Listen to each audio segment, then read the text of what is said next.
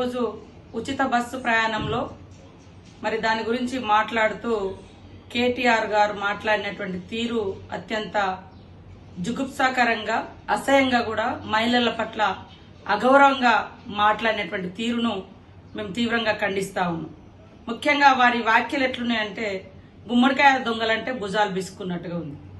నిన్న మన మహిళల యొక్క స్త్రీనిధి వార్షికోత్సవం సందర్భంగా నేను మాట్లాడుతూ మహిళలు ఆర్థికంగా ఎదగాలి, మహిళల ప్రగతే సమాజ ప్రగతిగా మనం గుర్తిస్తున్నాం కాబట్టి మహిళలు అన్ని రంగాల్లో ముందుండాలని కాంగ్రెస్ ప్రభుత్వం పెట్టినటువంటి గ్యారంటీ స్కీములలో కూడా ఆర్థిక భారం మహిళల మీద పడకూడదని వడ్డీ మాఫీ, వడ్డీ లేని రుణాలు గాని, ఉచిత బస్సు ప్రయాణం గాని, 500కే గ్యాస్ సిలిండర్ గాని, అమ్మ ఆదర్శ పాఠశాలలు గాని, రిపేర్స్ గాని, అదేవిధంగా మరి ఇతరతర వ్యాపారాలను కూడా మహిళా సంఘాలకు ఇచ్చి మహిళల యొక్క ఆర్థికంగా మహిళలను ఆర్థికంగా స్ట్రెంథెన్ చేయడం కోసం చేస్తున్నటువంటి కృషిని తెలియజేస్తూ ఈరోజు ఉచిత బస్సు ప్రయాణంగా మహిళలు చాలా గంటలు దూర ప్రయాణం చేస్తూ ఉంటారు.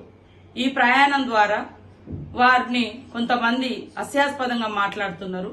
కేవలం ఉచిత బస్సు ప్రయాణం ఉంది కాబట్టి ఇష్టం ఉన్నట్టుగా మరి ప్రయాణాలు చేస్తున్నారు, చెడిపోతున్నారని కొంతమంది ప్రత్యేకంగా వీడియోలు తీసి పెడుతున్నారు. ఇది ఎంతవరకు కరెక్ట్ అని మాట్లాడడం జరిగింది.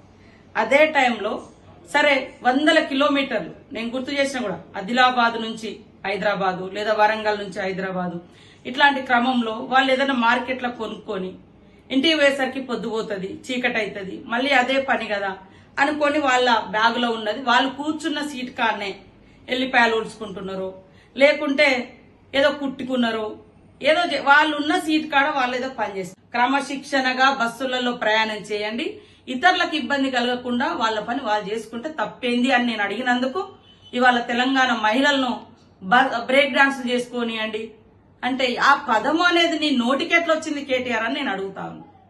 కాబట్టి తెలంగాణ మహిళలకు ఈరోజు క్షమాపణ చెప్పాల్సిన అవసరం కేటీఆర్ కు అదేవిధంగా బీఆర్ఎస్ పార్టీకి ఉందని తెలియజేస్తా ఉన్నా. ఇవాళ మేము ఏ పథకాలు చేసినా నచ్చట్లేదు, ప్రజలకు ఉపయోగపడుతున్నాయి, మహిళలు ఆర్థికంగా ఎదగడానికి ఉపయోగపడుతుంది బస్ ప్రయాణం.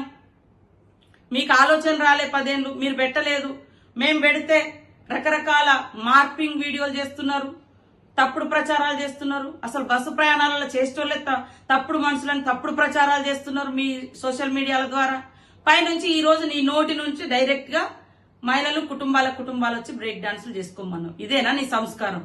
ఇదేనా మీ తండ్రి నీకు నేర్పిన మహిళల పట్ల గౌరవం? మీ ఇంట్లో కూడా ఆడపడుచు ఉంది కదా, మీ ఆడపడుచులు అందరు బ్రేక్ డాన్సులే చేస్తారా బస్సులు ఎక్కినప్పుడు? ఇట్లాంటి మాటలు తగవు. వెంటనే బేషరతుగా కేటీఆర్ నువ్వు తెలంగాణ మహిళా లోకానికి క్షమాపణ చెప్పాలని హెచ్చరిక చేస్తావు.